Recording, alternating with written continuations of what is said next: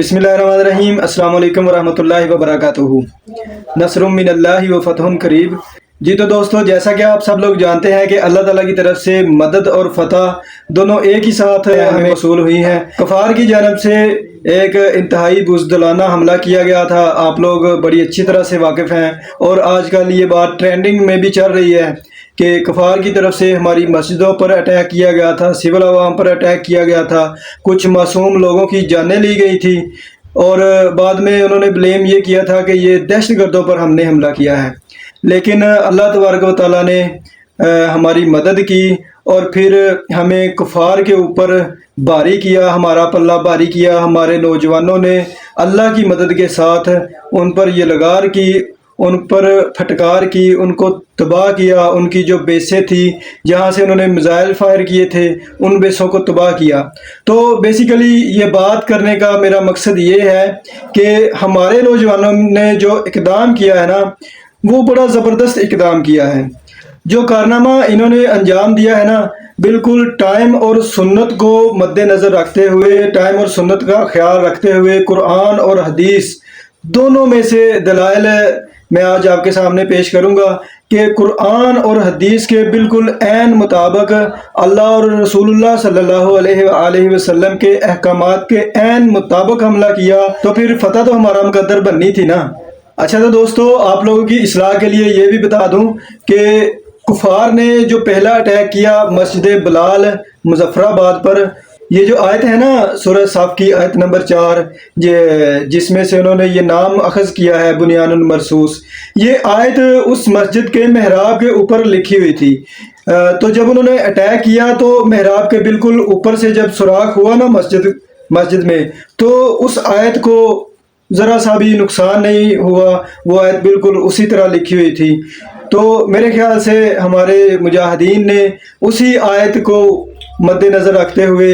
اس operation کا نام بنیان مرصوص قرآن کریم سے اخذ کیا اور اس آپریشن کا نام رکھا۔ یہ بہت ہی زبردست نام ہے، بہت ہی زبردست یہ وار تھا، بہت ہی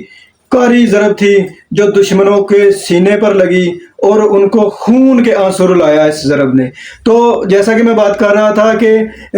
بالکل قرآن اور حدیث کے عین مطابق انہوں نے یہ لگار کی ہے، تو آئیے میں آپ لوگوں کے سامنے وہ دلائل بھی رکھتا ہوں۔ قرآن کریم میں سورۃ العادیات میں اللہ تبارک و تعالیٰ نے قسم اٹھا کر کہا ہے فالمغیرات صبح، سورۃ العادیات کی یہ آیت ہے۔ اللہ تبارک و تعالیٰ قسم اٹھاتے ہیں کہ صبح کے وقت یلغار کرنے والوں کی قسم، یعنی جو صبح کے وقت حملہ کرتے ہیں، صبح کے وقت دشمنوں پر دعویٰ بولتے ہیں، صبح کے وقت یلغار کرتے ہیں، ان لوگوں کی قسم اللہ تبارک و تعالیٰ نے اٹھائی ہے۔ تو بیسیکلی یہ اس وقت بھی جہاد کرنے والوں کی قسم اللہ تبارک و تعالیٰ نے اٹھائی تھی، کیونکہ صحیح مسلم میں ایک حدیث ہے، حدیث نمبر 382، جس میں یہ واقعہ درج ہے کہ رسول اللہ صلی اللہ علیہ وآلہ وسلم صبح کے وقت دشمنوں پر حملہ آور ہوا کرتے تھے۔ تو ہمارے مجاہدین نے، ہماری فوج نے، ہمارے سپہ سالار نے بہت ہی زبردست اٹیک کیا ہے، اور قرآن اور حدیث کو مد نظر رکھتے ہوئے قرآن کریم سے 2 آیتوں میں سے یہ آپریشن اخذ کیا۔ بنیان مرصوص والی آیت سے اس آپریشن کا نام رکھا، بہت ہی زبردست اور اتھینٹک نام تھا، اور سورۃ العادیات کی آیت سے انہوں نے یہ نتیجہ اخذ کیا کہ صبح کے وقت حملہ کرنا بالکل بیسٹ وقت ہے، بالکل اچھا وقت ہے، بالکل پرفیکٹ ٹائم ٹیبل ہے، کیونکہ رسول اللہ صلی اللہ علیہ وآلہ وسلم بھی صبح کے وقت حملہ کیا کرتے تھے، تو ہم بھی صبح کے وقت ہی حملہ کرتے ہیں۔ آپ جانتے ہیں کہ رسول اللہ صلی اللہ علیہ وآلہ وسلم نے دشمنوں کے ساتھ کافی ساری جنگیں لڑی ہیں، کافی سارے غزوات میں رسول اللہ صلی اللہ علیہ وآلہ وسلم خود تشریف لے کر گئے ہیں، اور روایات میں آتا ہے کہ رسول اللہ صلی اللہ علیہ وآلہ وسلم جب بھی کسی کافر پر یا کسی بھی مشرک پر حملہ آور ہوتے تو رسول اللہ صلی اللہ علیہ وآلہ وسلم سب سے آگے ہوا کرتے تھے، اور جب فتح حاصل کر کے ان لوگوں کو زیر کر کے اپنا لوہا منوا کر واپس آتے تو رسول اللہ صلی اللہ علیہ وآلہ وسلم سب سے پیچھے ہوا کرتے تھے۔ یہ رسول اللہ صلی اللہ علیہ وآلہ وسلم سے بہترین بہادری کی مثال بھی ہے، اور آپ صلی اللہ علیہ وآلہ وسلم کا اپنی امت سے، اپنے صحابہ سے بہت ہی اچھا پیار، محبت، احسار، قربانی کا جذبہ، وہ سب کچھ اس میں آ جاتا ہے۔ اچھا، تو میرے محترم بھائیوں، جب ہماری پاک آرمی نے، ہماری پاک فوج نے صبح کے وقت حملہ کیا تو دشمن اس وقت گہری نیند سو رہا تھا۔ وہ نہیں جانتا تھا کہ یہ اس وقت حملہ کریں گے، کیونکہ ان کے ذہن میں خیال تھا کہ ہم نے رات کے وقت حملہ کیا ہے، رات کے پچھلے پہر میں حملہ کیا ہے، تو یہ بھی رات کے وقت ہی حملہ کریں گے۔ تو ان کے خواب و خیال میں بھی نہیں تھا کہ یہ اس وقت حملہ کر سکتے ہیں۔ تو ہمارا دشمن جو ہے وہ حیران اور پریشان ہو گیا، ان کو اس وقت کچھ بھی نہیں سوجا، وہ بالکل مردوں کی طرح اپنے اوپر اٹیکس سہتا رہا۔ ان کی جو فضائی بیس، جو ایئر ڈیفنس سسٹم ہے، وہ بھی ناکام ہو گئی۔ پھر ہمارے پاک فوج کے جوانوں نے طیارے لے جا کر وہاں پر ان کی بیسز تباہ کی۔ سبحان اللہ۔ اچھا، آپ تصور کریں کسی ملک میں انٹر ہونا، پھر ان کے پاس ٹیکنالوجی بھی ہے، بیسز بھی ہیں، اور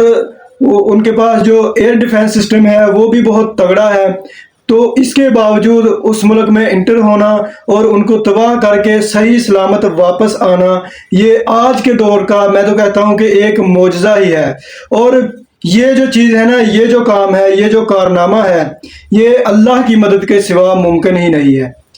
تو یہ اللہ کی خاص مدد تھی ہماری پاک فوج پر، ہماری پاک آرمی پر۔ تو اللہ تبارک و تعالیٰ نے ان کی مدد کی، اور اللہ تبارک و تعالیٰ نے ہمارے شہیدوں کا، چونکہ ہمیں بدلہ دلوانا تھا دشمنوں سے، تو اللہ تبارک و تعالیٰ نے ہماری پاک آرمی کی، ہماری پاک فوج کی مدد بھی کی، اور ہمارے شہداء کے خون کے ایک ایک قطرے کا حساب بھی دشمنوں سے لے کر ہمیں دیا۔